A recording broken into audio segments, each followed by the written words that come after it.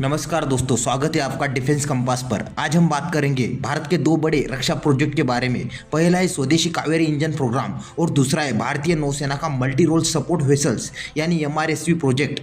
दोनों प्रोजेक्ट भारत की आत्मनिर्भरता और भविष्य की रक्षा रणनीति के लिए बेहद अहम है। चैप्टर 1 कावेरी इंजन और सुखोई टेस्ट बेड। भारत का गैस टर्बाइन रिसर्च इस्टेब्लिशमेंट यानी GTRE अब कावेरी इंजन को असली उड़ानों में टेस्ट करने की तैयारी कर रहा है। इसके लिए दो सुखोई 30 MKI लड़ाकू विमान को फ्लाइंग टेस्ट बेड बनाया जाएगा।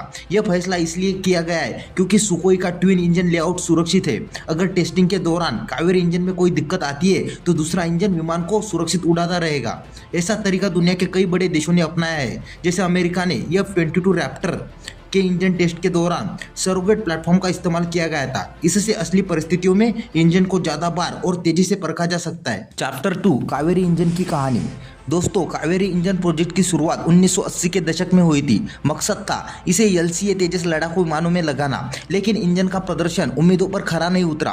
पहले प्रोटोटाइप सिर्फ 50 किलो न्यूटन ड्राई थ्रस्ट ही दे पाया, जबकि लड़ाकू विमानों के लिए और ज़्यादा ताकत चाहिए। इसी वजह से तेजस MK1 और MK1A में विदेशी GE F404 इंजन लगाए गए और भविष्य के MK2 में GE F414 इंजन का इस्तेमाल होगा।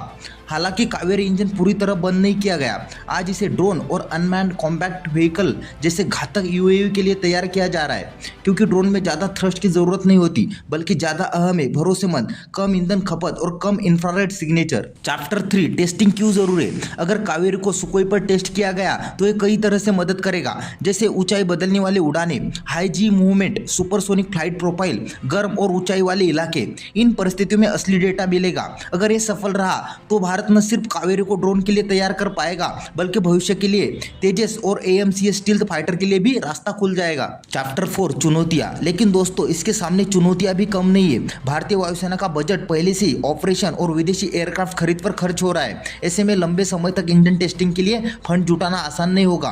फिर भी अगर ये मिशन सफल रहा तो भारत इंजन टेक्नोलॉजी में आत्मनिर्भर बन सकता है और विदेशी कंपनियों जैसे कि GE, सफ्रान, सैटर्न पर हमारी निर्भरता काफी हद तक खत्म हो जाएगी। चैप्टर 5 भारतीय नौसेना का MRSV प्रोजेक्ट। अब चलते हैं दूसरे बड़े प्रोजेक्ट की तरफ, भारतीय नौसेना का मल्टी रोल सपोर्ट वेसल्स यानी MRSV प्रोग्राम, जिसे लैंडिंग प्लेटफॉर्म डॉक यानी LPD भी कहा जाता है। यह जहाज नौसेना की एम्फीबियस वॉरफेयर क्षमता को नई ताकत देंगे। इनका इस्तेमाल होगा अचानक समुद्री हमलों में, द्वीपों की सुरक्षा में, आपदा राहत कार्यों में और बड़े पैमाने पर सैनिकों और टैंकों की तैनाती में। चैप्टर 6 प्रोजेक्ट की शुरुआत और देरी। इस प्रोजेक्ट की शुरुआत 2011 के आसपास हुई। 2013 में सरकार ने रिक्वेस्ट फॉर प्रपोजल यानी FRP जारी किया। L&T, ABG शिपयार्ड और रिलायंस डिफेंस और हिंदुस्तान शिपयार्ड लिमिटेड ने विदेशी कंपनियों जैसे स्पेन की नावांटिया और फ्रांस की नेवल ग्रुप के साथ मिलकर डील किया, लेकिन कई कंपनियां बीच में फेल हो गई। ABG और रिलायंस आर्थिक दिक्कतों से जूझ गई। आखिर में L&T सबसे बड़ा मजबूत दावेदार रह गया।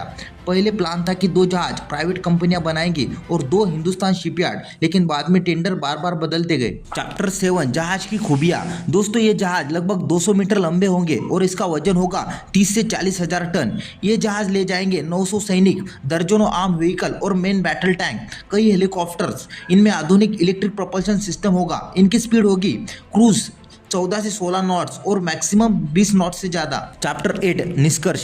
तो दोस्तों, भारत का कावेरी इंजन प्रोग्राम और MRSV प्रोजेक्ट दोनों ही आत्मनिर्भर भारत के लिए बेहद अहम है। कावेरी हमें इंजन टेक्नोलॉजी में स्वतंत्र बनाएगा, जबकि MRSV हमें समुद्री युद्ध और आपदा राहत कार्यों में ताकत देगा। अगर ये दोनों प्रोजेक्ट सफल हुए तो आने वाले सालों में भारत रक्षा तकनीक में एक नई ऊंचाई छू लेगा। तो दोस्तों, आज की वीडियो में बस इतना ही। वीडियो अच्छा लगा तो प्लीज़ लाइक, शेयर और चैनल को सब्सक्राइब करना ना भूलें। मिलते हैं इसी तरह के अगले एक और नए इन्फॉर्मेटिव वीडियो के साथ। Thank you for watching.